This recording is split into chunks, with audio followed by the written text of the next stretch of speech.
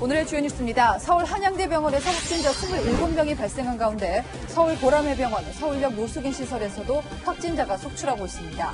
집단 감염 확산으로 사회적 거리두기 완화에도 빨간불이 켜졌습니다. 지역발 집단 감염이 퍼지고 있는 가운데 코로나 4차 유행은 더 빨리, 더 크게 올 거라는 전문가들의 경고음이 울리고 있습니다. 가천대 의대 정재현 교수는 집단 면역 목표도 70%에서 더 올려야 한다고 주장합니다. 그 이유를 들어봤습니다. 이용구 법무부 차관에게 폭행당한 택시기사는 당시 촬영된 영상에 택시가 움직이는 장면이 담겨 있다고 설명했습니다. 차가 멈춰있는 상황에서 벌어진 일이라고 했던 경찰 주장과 배치되는 내용입니다. 택시기사는 영상을 확인한 경찰관이 다시 조사해야 하냐는 혼잣말도 했다고 주장했습니다. 단독 보도합니다. 정부가 북한에 원전을 지어주려 한 건 이적행위라는 김종인 국민의힘 비대위원장의 발언을 놓고 청와대에 이어서 민주당도 탄핵 망명들의 북풍정치라고 맹공격했습니다. 국민의힘은 원전 게이트의 진실을 밝히라고 맞서며 여야 공방이 가열되고 있습니다. 코로나19로 민간 소비가 위축됐지만 명품 시장만은 예외입니다. 유례없는 호황인데 사람들이 명품에 지갑을 여는 이유가 뭔지 경제를 보도해서 짚어봅니다. 뉴스에이, 오늘은 이용구 법무부 차관의 택시기사 폭행 사건 단독 보도로 시작하겠습니다. 피해를 입은 택시기사가 검찰은 물론 경찰에도 제출한 블랙박스 영상이 있죠. 어떤 내용이 찍혔는지 아직 공개되지는 않았는데요. 이 영상에 폭행 장면뿐만이 아니라 차량이 움직이는 장면까지 담겨 있다, 이런 주장이 나왔습니다. 처벌과 비난 수위를 가를 핵심 쟁점이었죠. 경찰 주장과 반대되는 정황이 나온 겁니다. 먼저 박건영 기자가 단독 보도합니다. 지난 19일 검찰에서 참고인 조사를 받은 택시기사. 검찰은 조사 과정에서 택시기사가 휴대전화로 촬영한 37초짜리 블랙박스 영상을 큰 화면으로 천천히 재생하며 폭행 상황을 살펴봤습니다. 오늘 채널A와 만난 택시기사는 영상 내용을 상세히 설명했습니다.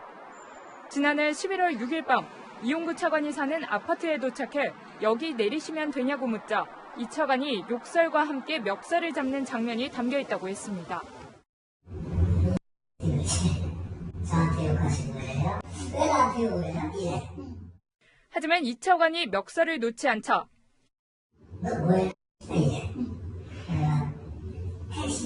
택시기사예요. 예. 그러니까 이제 그때 서울 뭐 신고합니다. 거기까지. 경찰 신고를 위해 차량을 2에서 3m 움직이는 모습도 고스란히 담겨 있다는 게 택시기사의 설명입니다.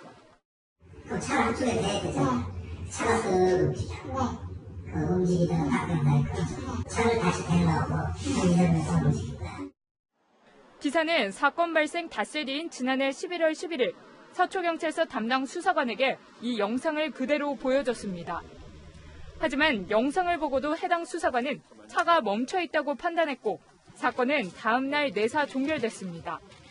서울경찰청 관계자는 37초 영상에 차가 움직이는 장면이 담긴 게 사실이냐는 질문에 진상조사를 마친 뒤 종합적으로 판단해 말하겠다고 밝혔습니다.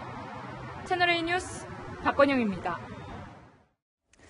네, 또 택시기사는요, 담당 수사관이 영상을 보고 나서는 다시 조사해야 하나라고 혼잣말까지 했다고 주장을 했습니다. 이 말이 사실이라면 재조사가 필요하다는 걸 알면서도 그대로 사건을 종결시킨 셈이 됩니다. 이어서 구자준 기자가 단독 보도합니다. 지난해 11월 11일 경찰서에서 담당 수사관에게 폭행 영상을 보여준 택시기사. 기사는 영상을 본 수사관이 그냥 못 본 걸로 할게요라고 말하기 전에 이걸 다시 조사해야 하나라는 혼잣말을 했다고 주장했습니다.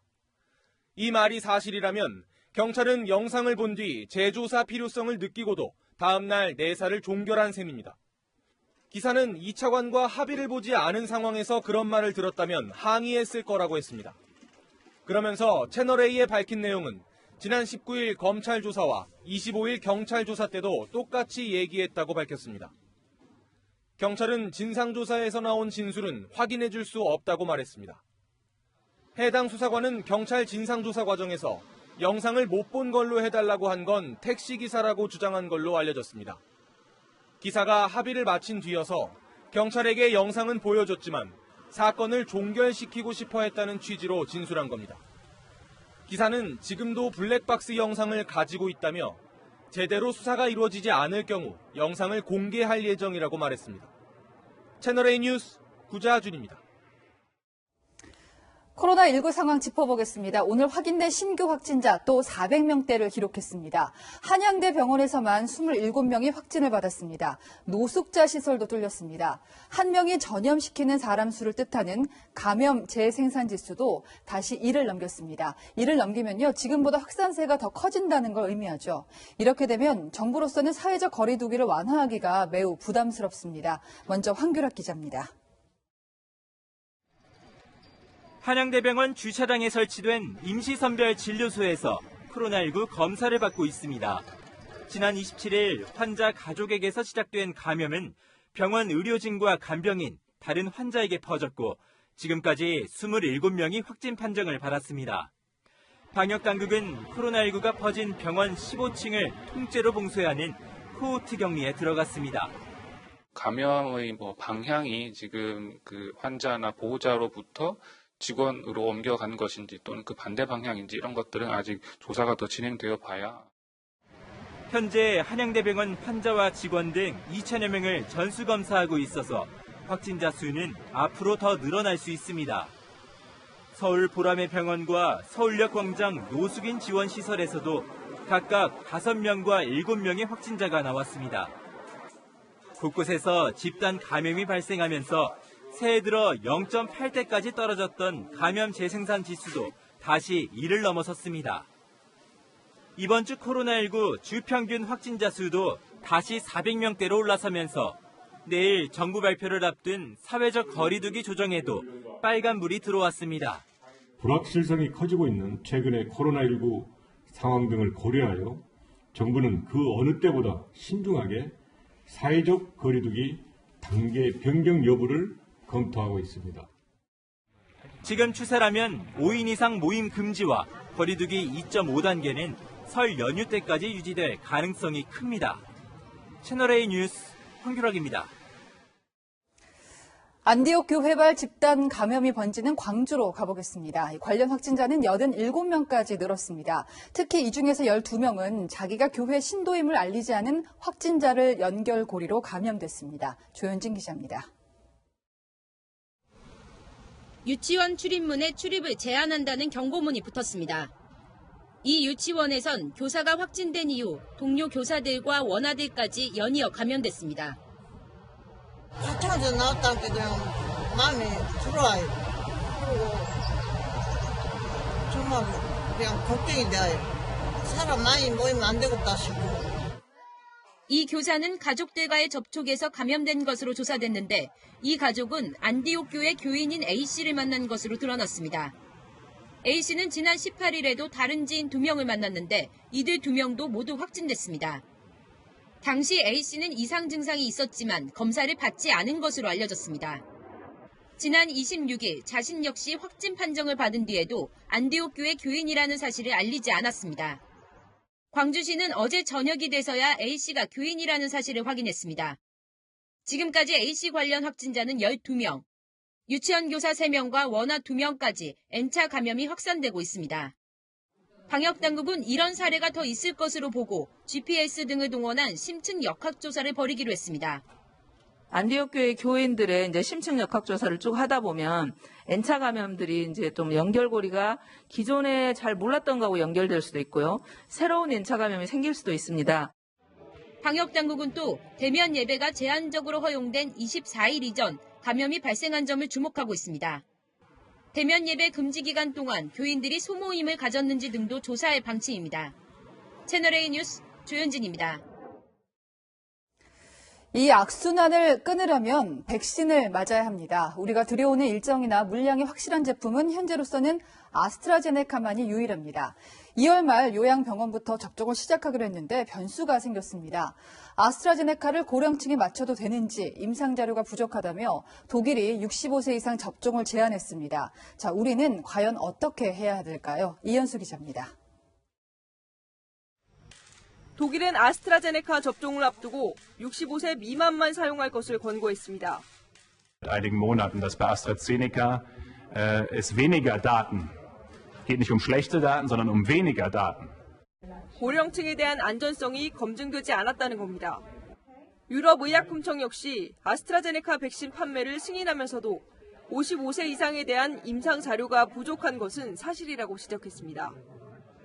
실제 영국 정부의 아스트라제네카 긴급 승인 자료를 보면 55세 이상 고령층 임상 참가 비중은 12%에 불과합니다. 임상 대상자 42%가 고령층인 화이자 백신과는 차이가 큽니다. 문제는 아스트라제네카 백신이 현재 국내 도입 일정과 물량이 확정된 유일한 제품이란 점입니다. 정부는 다음 달 도입될 아스트라제네카 백신 75만 명분을 염두에 두고 1순위로 요양병원 입소자 약 51만 명 접종을 계획했습니다. 하지만 독일처럼 고령층 접종이 제한될 경우 앞으로 요양병원은 물론 4월부터 예정인 만 65세 이상 850만 명에 대한 접종 일정도 차질이 불가피합니다. 제출된 임상시험 결과에는 고령 시험자 수가 충분치 않아서 통계적 검토가 지금 필요한 상황이고요. 철저히 검증할 계획입니다. 식약처는 내일 아스트라제네카 백신에 대한 첫 번째 전문가 자문회의를 열고 월요일에 결과를 공개할 예정입니다. 채널A 뉴스 이현수입니다. 네, 보신 것처럼 집단 감염으로 주춤하던 확진자 증가세가 다시 거세졌습니다. 거리 두기가 길어지면서 피로감으로 느슨해졌던 시기에 이제 4차 유행을 대비해야 한다. 이런 경고를 한 전문가도 있는데요. 가천대 의대 예방의학교실에 정재현 교수가 연결돼 있습니다. 교수님 안녕하십니까? 네, 안녕하세요. 네, 아무리 우리가 억제를 하려고 해도 3차 유행에 이어서 4차 유행은 반드시 올 거라고 경고를 하셨거든요. 정확하게 그 시기를 언제로 예견하십니까? 네, 우리가 지난 1년의 코로나19 대응 경험을 뒤돌아보면 2월에 1차 유행이 있었고 8월에 2차 유행이 있었습니다. 12월에 3차 유행이 있었으니까요. 1차 유행과 2차 유행 사이에는 6개월 정도 시간이 걸렸고요. 2차 유행과 3차 유행 사이는 4개월이 걸렸습니다. 즉 유행과 유행 사이의 시간이 짧아진 거죠. 이미 코로나19 자체가 범유행 감염병이 되어버렸기 때문에 지역사회 감염 저변도 넓고 언제든지 4차 유행이 올 수 있는데요. 4차 유행이 2차, 3차 유행 사이 기간인 4개월보다 더 짧아질 가능성도 있고요. 그렇게 보면 3월 말에서 4월 사이에 4차 유행이 올 가능성이 있습니다. 근데 더 큰 문제가 있는데요. 유행은 올 때마다 점점 더 커진다는 것인데 더 크게, 최악의 경우에는 4차 유행이 3월에서 4월 사이에 매우 크게 올 수도 있습니다. 3월 초부터 4월 말까지가 4차 유행 시기가 될 것이다. 아무리 억제를 하고 노력을 해도 피할 수 없는 겁니까? 그렇게 볼 수는 없고요. 예. 근데 지금 저희가 국민들이 위기의식을 가지고 어느 정도 방역태세를 유지를 한다면 그 시기는 충분히 늦출 수가 있습니다. 하지만 유행 자체가 오는 것을 막을 수는 없고요. 예. 하지만 유행의 규모를 작게 할 수 있고 유행을 더 느리게 오게 할 수는 있는 거죠. 그래서 지금 시기가 굉장히 중요합니다. 그러니까 유행을 막을 수는 없지만 강도를 줄일 수는 있다. 지금 저희가 다음 달부터 아스트라제네카 백신을 맞기 시작하잖아요. 이때부터 좀 낫지 않겠나라는 희망을 품어보게 되는데 지금 영국이나 미국, 이스라엘 같은 경우에는 백신 접종을 시작하고 그 직후에 오히려 확진자가 계속 늘어났거든요. 이유가 뭘까요? 말씀하신 것처럼 외국을 보면은 백신 접종 시작되고 나서 오히려 확진자 숫자가 증가하는 현상이 관찰되는데요. 저는 이 현상이 백신이 도입되고 접종이 시작된다는 소식이 전해지면 국민들이 안심하게 되고 위기의식이 떨어지는 것과도 어느 정도 관련이 있다고 생각합니다. 우리나라가 백신 접종이 2월 말에서 3월부터 시작이 되면 그때 우리 4차 유행 시기랑 맞물릴 수도 있는데요. 외국 사례를 봐도 인구의 20% 접종할 때까지는 유행 확산 자체를 줄이는 영향을 주지는 못합니다. 그렇기 때문에 올해 하반기까지는 유행 자체에 큰 변화는 없을 것이고요. 사회적 거리두기도 그대로 유지를 해야 됩니다. 바꿔 얘기하면 이제 백신을 맞았다고 해서 안심해서 마스크를 벗어 던지거나 이랬을 경우에 말씀하신 3월 초 4월 말 4차 유행기에 굉장히 강한 유행이 더 올 수도 있다라고 말씀드릴 수가 있겠네요. 네, 이런 말씀을 항상 드려서 너무 죄송한데요. 매일매일이 위기고요. 더 큰 위기가 항상 기다리고 있습니다. 3차 유행이 지나간다고 해도 아직 확진자 숫자가 매일 400명, 500명 선을 유지를 하고 있는데요. 3차 유행 전만 해도 매일 400명이 생긴다고 하면 정말 큰 위기라고 생각하셨을 텐데 지금은 이게 일상화되어 있잖아요. 여기서 당장 내일 4차 유행이 시작되어도 전혀 이상하지 않은 상황이라고 저는 생각하고요. 특히 명절 연휴, 그다음에 개학, 따뜻해지는 날씨가 있어서 더욱 우려되는 점이 있는데요. 결국은 방역이라고 하는 게 사회적 거리두기 단계도 중요하지만 아까 말씀드렸듯이 국민들께서 이 상황을 얼마나 심각하게 여기느냐 하는 위기의식이 정말 중요하다고 생각합니다. 그래서 국민들께서 지치고 피곤하시더라도 조금만 더 경각심을 가져주시면 정말 감사하겠습니다. 오늘 SNS에 올리신 글인데요. 정부가 지금 11월 달까지 70% 집단 면역을 하는 것을 목표치로 잡고 있어요. 백신 접종을 통해서. 근데 교수님께서는 이 목표치도 너무 낮다라고 보셨거든요. 어떤 근거입니까? 정부가 11월까지 집단 면역 목표를 전 국민 70%로 제시를 했는데요. 저는 조금 더 보수적일 필요가 있다고 생각하고요. 남아공이나 영국에서 발견된 변이가 전파 속도를 빠르게 한다는 근거가 확인이 되었고 지금 미국에서 유입이 되고 확산이 되고 있습니다. 그래서 현재 개발된 백신 같은 경우에는 이 변이에 가장 적합한 백신 아니기 때문에 효과가 조금 떨어지는 것으로 어제 확인이 되었고요. 그렇다면 새로운 변이에 대응하는 백신이 업데이트되어서 1회 추가 접종 또는 2회차 접종에 적용되기 전까지는 변이 바이러스의 유입 가능성까지 감안해서 더욱더 높은 집단 면역 수준을 달성하는 게 더 안전하다는 거죠. 즉 전 국민의 85% 내지 90%까지 접종률을 끌어올리면 더욱더 안전해질 것이고요. 즉 이제 안전한 여유분을 가지자라는 그런 의미입니다. 4차 유행은 데이터상으로 올 수밖에 없다. 다만 그 강도와 기간을 줄일 수는 있다. 사람들의 노력으로 이런 메시지였습니다. 네, 지금까지 가천대의대 예방의학교실의 정재현 교수였습니다. 고맙습니다. 네, 감사합니다.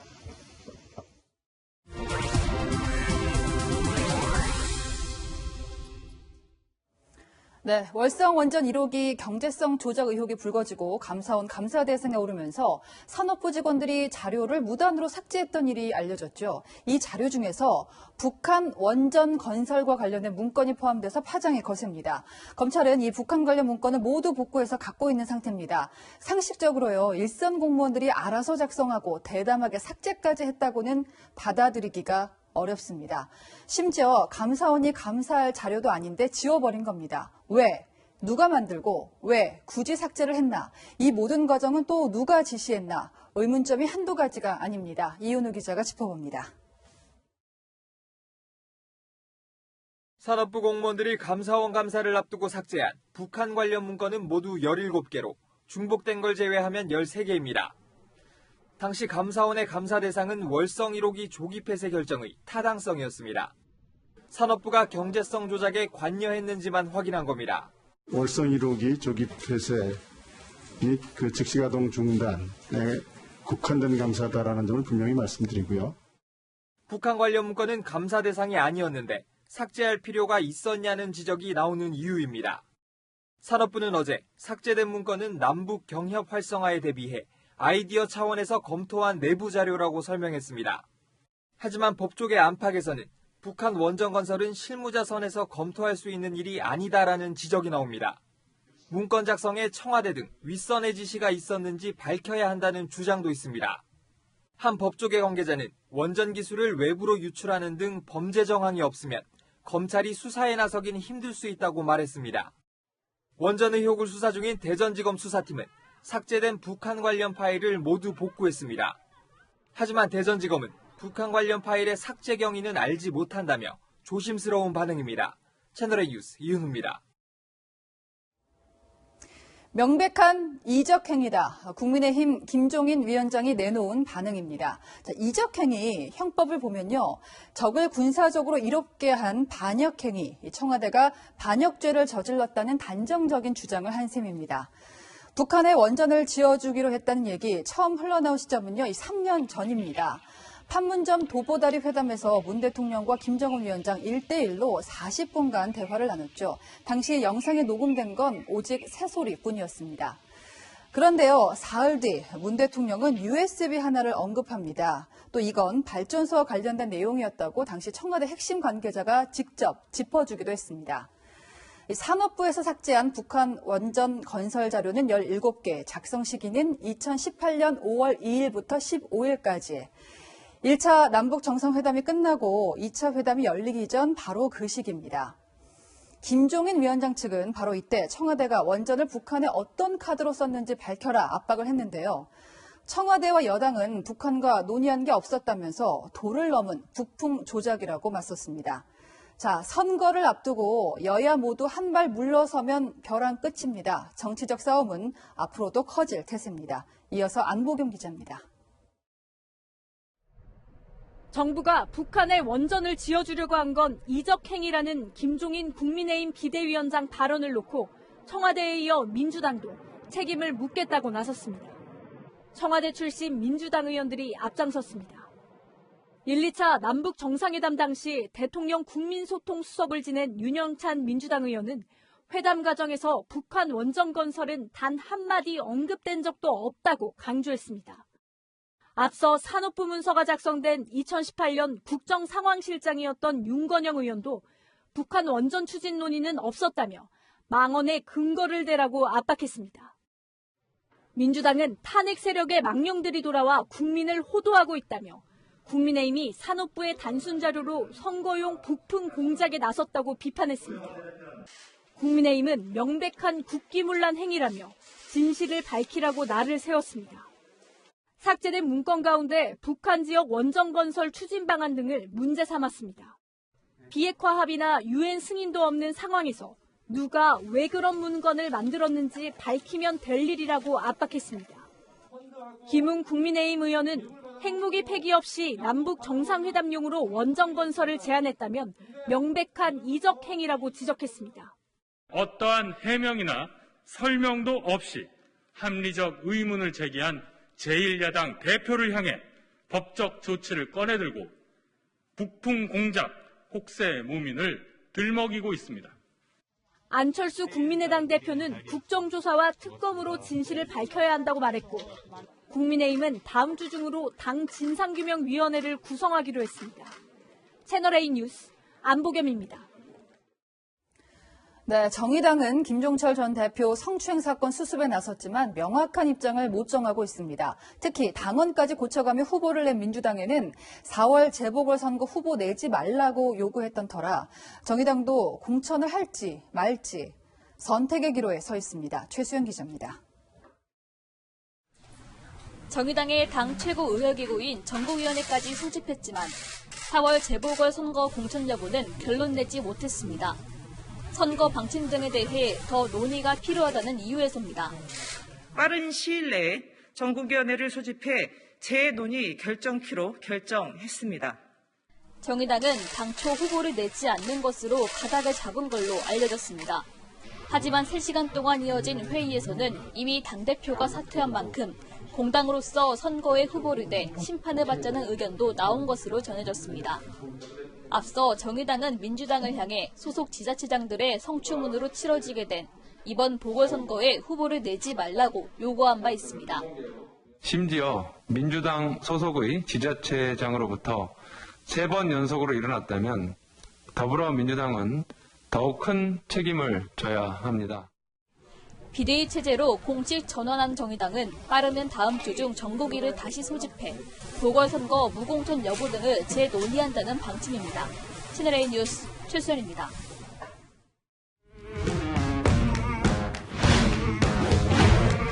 여랑여랑 이민찬 기자 함께하겠습니다. 네. 첫 번째 주제는요. 네, 잘 짜인 무엇? 네. 국민의힘은 탈원전 정부가 북한에 원전을 지어주려 했다면서 네. 국기문란 이런 비판을 하고 있는데요. 대통령 국민소통수석 출신이죠. 윤영찬 민주당 의원이 이 과정이 감사원과 검찰, 국민의힘으로 이어진 잘 짠 시나리오 같다고 주장했습니다. 예. 지금 감사원이 월성 1호기를 감사한 뒤에 자료를 지금 검찰한테 이첩을 했잖아요. 또 윤석열 검찰총장 측근이 수사에 나섰고 공소장이 언론에 새어나간 뒤에 국민의힘이 비판에 나섰다. 이게 미리 짜인 시나리오다 이런 주장인데 네. 근거가 뭔가요? 윤영찬 의원 글을 보면요. 예. 월성 1호기 폐쇄 결정에 상상력이라는 조미료를 다량 투입해서 북한 원전 건설과 이적 행위로까지 꿰어 맞춘 것이라고 주장했습니다. 박수현 전 청와대 대변인은 검찰이 고의적으로 공소장을 유출할 가능성이 있다면서 예. 검찰 개혁이 필요한 이유라고 적었습니다. 참 아이러니한 게 문재인 대통령 같은 경우는 신년 기자회견에서 검찰이나 감사원에 대한 오해를 풀려고 했는데 여권이 또다시 두 곳을 문제 삼는 거죠. 문 대통령 발언 먼저 들어보시죠. 예. 저는 감사원의 감사가 정치적 목적의 감사라고 그렇게 생각하지 않습니다. 문재인 정부의 검찰총장이다. 국민의힘은 이를 고리로 여권의 공세를 펴고 있는데요. 윤희석 국민의힘 대변인은 문 대통령이 신임했던 검찰총장이 지휘하는 검찰의 공소장이라면서 청와대는 문건의 작성 경위, 삭제 이유만 밝히면 될 일이라고 논평했습니다. 사실 뭐 시나리오인지 아닌지는 법원이 판결하는 걸 두고 보면 알 수가 있을 거고요. 다음 주제 보겠습니다. 자, 원조 친문 나야 나. 자, 민주당 서울시장 후보들 얘긴데요. 다시 한번 원조 친문 경쟁이 뜨거워졌어요. 네, 민주당 서울시장 경선에선 당원 비율이 50%입니다.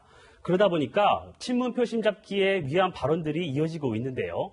박영선 후보는 문 대통령과 경희대 동문임을 강조하며 원조 친문이라고 말했습니다. 우상호 후보는 본인이 민주당의 뿌리이자 적자라며 문재인 대통령을 지키겠다고 했습니다.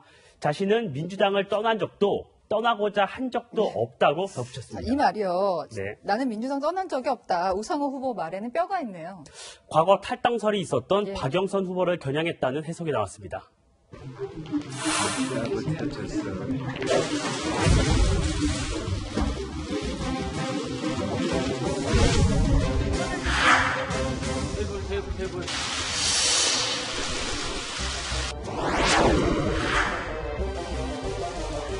당을 떠나야 할지도 모른다는 깊은 고민이 있었던 것도 사실입니다. 지금부터는 저에게 주어진 책임감만을 짊어지고 가겠습니다. 사실 평소에 서로 이게 누나 동생이라고 부를 정도로 굉장히 친한 걸로 알고 있는데 선거 전에 돌입하니까 좀 태세가 달라졌습니다. 그런데요, 엄밀하게 얘기하면 두 분 다 원조 친문 아니죠? 맞습니다. 박영선 의원은 비문, 우상호 의원은 86그룹에 속하죠. 지난 2017년 대선 때는 이런 장면도 있었습니다. 안희정 후보가 문재인 후보를 옛날 노무현 대통령처럼 극적인 드라마가 만들어질 수 있다 생각합니다. 문재인한테 찬성하고 문재인한테 줄된 사람들한테는 굉장히 우호적이고 비판하는 사람들에게는 엄청난 비난을 가하는 것, 가장 큰 문제다라고 생각합니다.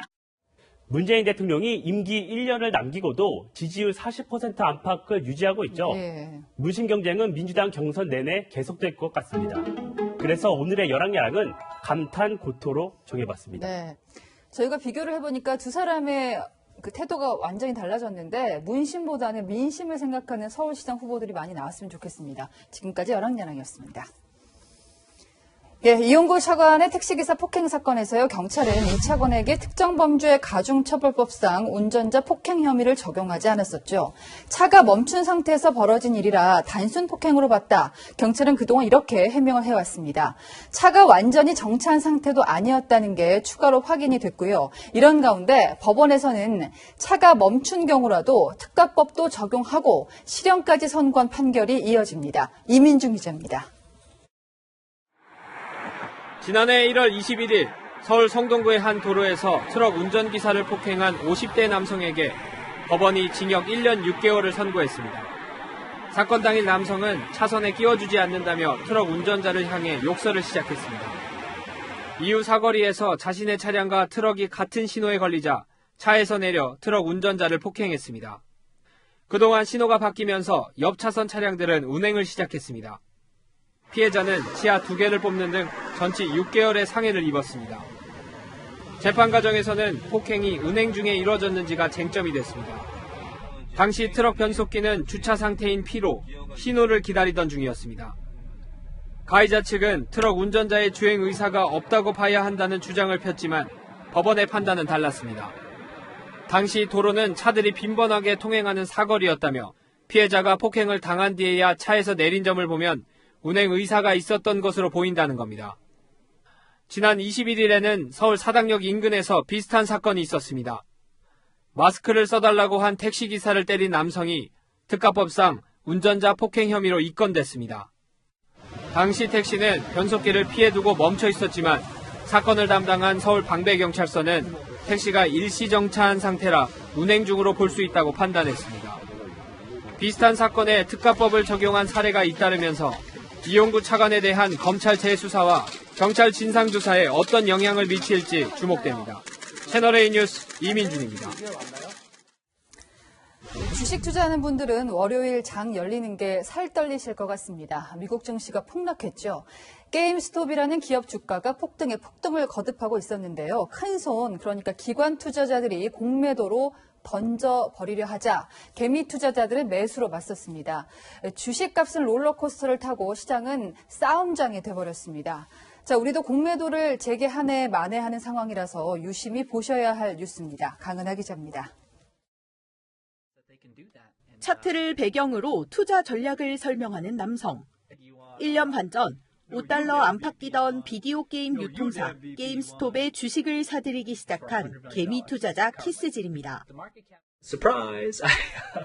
GameStop's up about 5x from when I uploaded those videos over the summer, so 주가는 올 들어 20배 급등한 뒤 롤러코스터 행보를 보였습니다.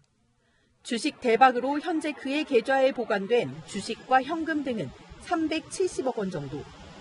자본력을 갖춘 공매도 기관 투자자가 게임스톱의 폭락을 예고하며 주식 공매도를 선언하자 키스질과 같은 개미 투자자들이 뭉쳐 주식을 대거 사들였습니다.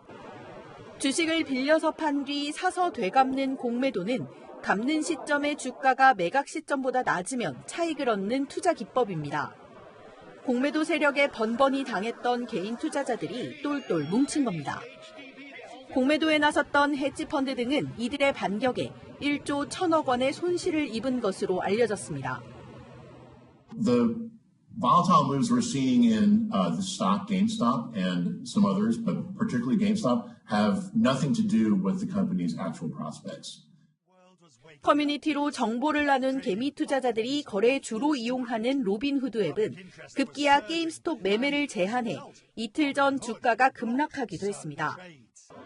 블랙베리, AMC 엔터에서도 공매도로 손실을 본 헤지펀드들이 다른 주식을 팔아 현금을 마련하면서 미국 증시는 3만 선이 무너졌습니다. 정치권도 개입하기 시작했습니다. To have a healthy stock market, you gotta have a cop on the beat. That should be the SEC.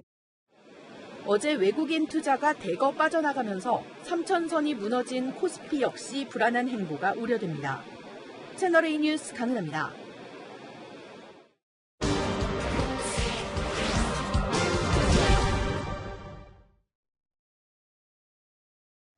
요즘 같은 시기에도 긴 줄이 선 백화점 명품 매장을 보면요. 참 사람 사는 게 극과 극이구나 하는 생각을 하게 되죠. 그런데 돈 쓰려고 명품 사는 사람만 있는 건 아닙니다. 돈을 벌려고 사는 사람도 있습니다. 경제를 보다 김유빈 기자입니다. 백화점 명품관은 개점 전부터 문전성시를 이룬다는데요.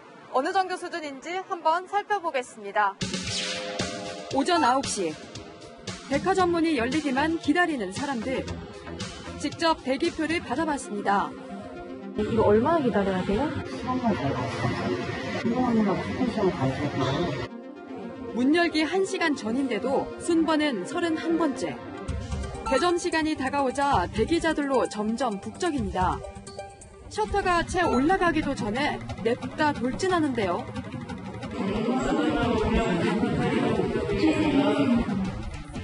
여기서 2시간을 더 기다려 어렵게 안에 들어가도 언제 들어오려고 여행 상품이 정해서 들어오죠. 재고가 없는 경우가 부지기수입니다. 이렇다 보니 대기자들끼리 서로 재고 상황을 알려주거나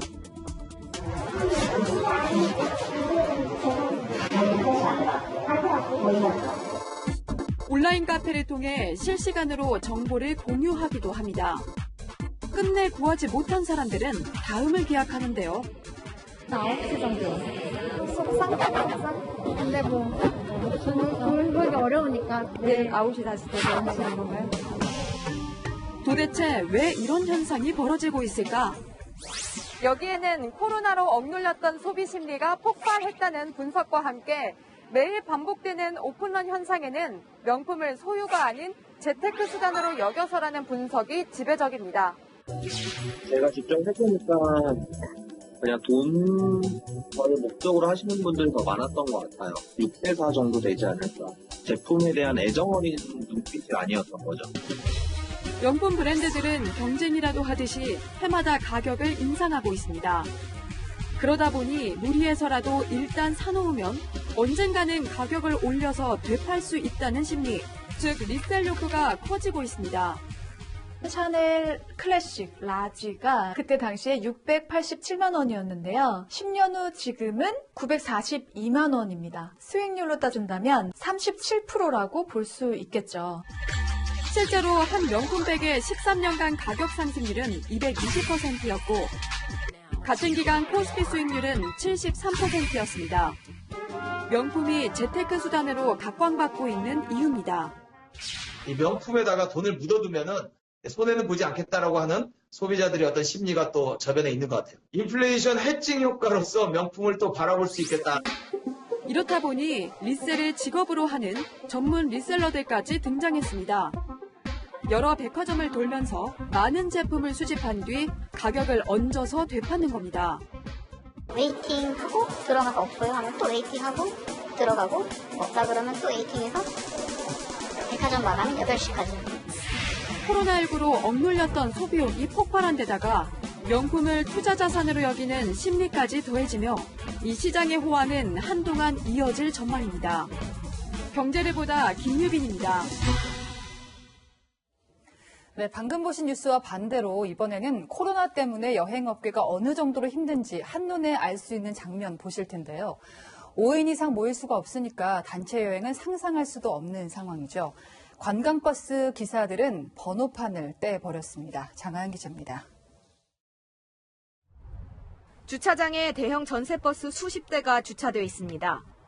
그런데 번호판이 있어야 할 자리가 텅 비어 있습니다.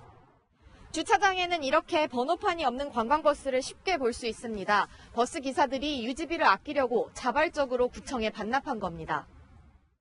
코로나19 여파로 여행과 단체 모임이 줄면서 16인승 이상 전세버스는 사실상 개점 휴업 상태입니다.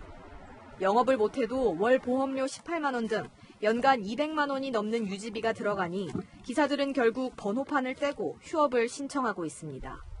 번호판을 떼서 반납할 때는 가슴이 쓰라리죠. 그 5인 이상 또 모임 자체를 하지 마라 하니까 저희들한테는 직격탄을 맞은 거라고 생각을 합니다.